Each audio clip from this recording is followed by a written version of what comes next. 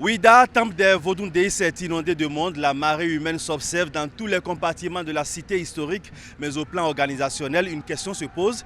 Qu'est-ce qui est prévu quand surviennent des cas de malaise, de simples vertiges ou même de maladies prononcées?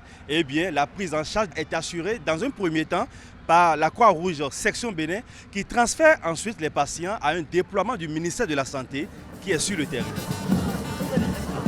Et là, je suis avec le directeur du département Secours et Catastrophes, M. Orens Okoudegbe. Alors dites-nous, quelle est la contribution véritable de la Croix-Rouge à la réussite des Vodou-Ndeis? En matière de prise en charge, dès que nous sentons dans la foule ou bien dans la communauté quelqu'un qui a un petit problème, on se rapproche automatiquement de cette personne, on échange, on le calme, on donne ce qu'on appelle l'appui psychosocial directement, le rassurer qu'un dispositif existe et peut l'accompagner pour assurer sa prise en charge gratuitement. Donc ça permet d'abord de calmer la victime et on l'installe après dans le brancard où on fait le transport improvisé et on amène directement vers le poste médical avancé où les médecins s'occupent de lui entièrement et de façon gratuite. Il faut reconnaître qu'on n'est pas les seuls, on est accompagné des sapeurs-pompiers également puisque nous fonctionnons ensemble également avec le COUSP du ministère de la Santé. Et là, je suis avec Dr Glele Ao qui va nous dire un peu comment la prise en charge sanitaire est effectuée.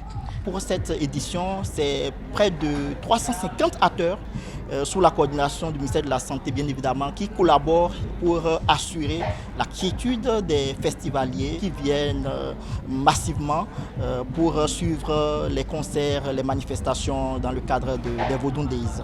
Alors, est-ce qu'on peut avoir une idée des chiffres, des données, des statistiques par rapport au nombre de festivaliers que vous avez eu à prendre en charge? Il faut dire globalement, nous sommes à déjà près de 150 personnes prises en charge pour des affections allant prioritairement du paludisme, des infections digestives, des infections respiratoires aiguës et autres que nous prenons en charge. Et il faut préciser que le gouvernement a mis tout en œuvre et la prise en charge est totalement gratuite. Près de 20 ambulances qui ont été positionnées un peu partout dans la ville et également sur le site, avec une équipe constituée d'agents de santé, de secouristes. Et nous faisons des évacuations lorsque quelqu'un reste ici pour plus d'une trentaine de minutes à 1 heure. Comme quoi, tout est réglé comme du papier à musique pour la réussite des Vodou-Ndeis, que ce soit au plan de la restauration, au plan de l'hébergement, au plan de la sécurité et même au plan de la santé.